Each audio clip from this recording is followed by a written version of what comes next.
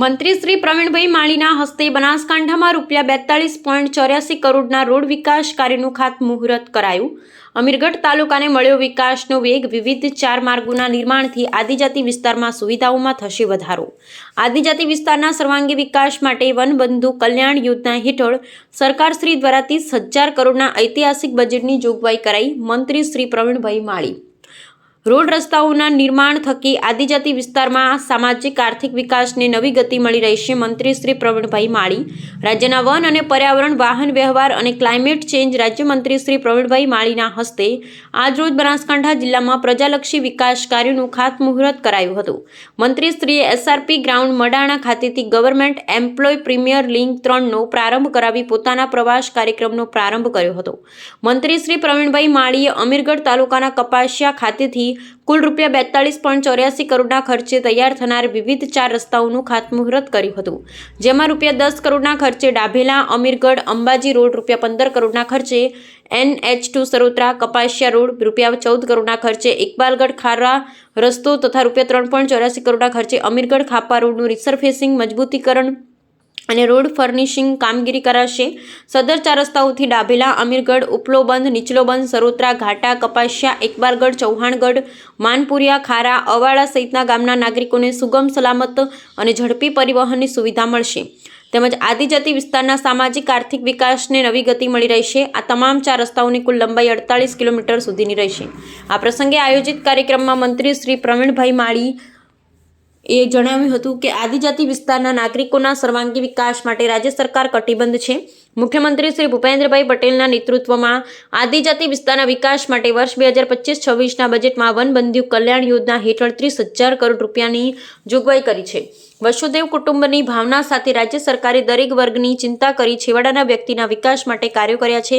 આજે આદિજાતિ વિસ્તારમાં શિક્ષણ, આરોગ્ય, રોડ રસ્તા અને માળખાગત સુવિધાઓમાં વધારો કરીને લોકોને ઘર આંગણે સરકારી યોજનાઓનો લાભ પહોંચતો થયો છે।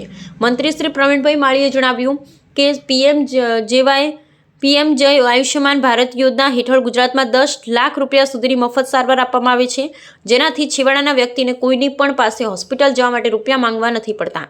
આજે ગ્રામીણ વિસ્તારની દીકરીઓ શિક્ષણ મેળવીને વિવિધ ક્ષેત્રે આગળ વધી આત્મનિર્ભર બની છે। આવનાર સમયમાં અમીરગઢ વિધાનસભા વિસ્તારમાં અનેક વિકાસના કાર્યો રાજ્ય સરકાર દ્વારા હાથ ધરાશે તેમ મંત્રીશ્રીએ જણાવ્યું હતું। આ પ્રસંગે એપીએમસીના ચેરમેન શ્રી પ્રવીણભાઈ પ્રજાપતિ, અગ્રણી શ્રી ભાવાભાઈ રબારી, શ્રી લાગુભાઈ પારઘી, શ્રી ગણેશભાઈ, શ્રી ભગવાનજી ઠાકોર, શ્રી જીતેન્દ્રસિંહ ડાભી સહિત બહોળી સંખ્યામાં નાગરિકો ઉપસ્થિત રહ્યા હતા। અહેવાલ રામજીભાઈ રાયગુર।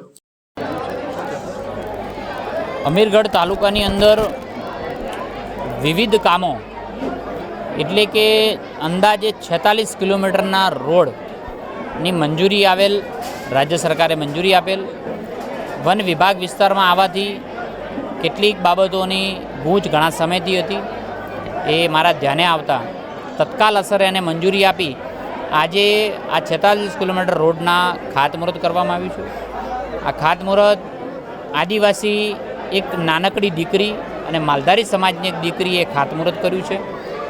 આ વિસ્તારને પ્રજા માટે ખૂબ ઉપયોગી, ખૂબ મહત્ત્વનો, છેવાડાના માણસને દૂધ ભરાવવા માટે, શિક્ષણ જવા માટે, આરોગ્ય માટે, તબીબી સારવાર કરવા માટે કે શહેરને જોડવા માટેના મહત્ત્વના રોડોનું આજે ખાતમુહૂર્ત કર્યું છે।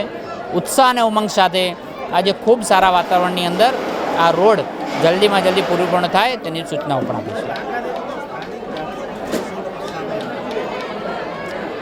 કોઈ પણ કાર્યક્રમ મંત્રીશ્રીનો હોય તો સ્થાનિક ધારાસભ્યને આમંત્રણ હોય જ છે।